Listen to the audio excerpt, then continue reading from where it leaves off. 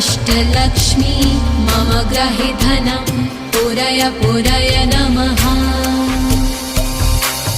ॐ ह्रीं श्रीं क्लीं श्रीं कुबेराय अष्टलक्ष्मी मम ग्रहे धनं पुरय पुरय नमः। ॐ ह्रीं श्रीं क्लीं श्रीं कुबेराय अष्टलक्ष्मी मम ग्रहे धनं पुरय पुरय नमः। ॐ ह्रीं श्रीं क्लीं श्रीं कुबेराय अष्टलक्ष्मी मम ग्रहे धनं पुरय पुरय नमः।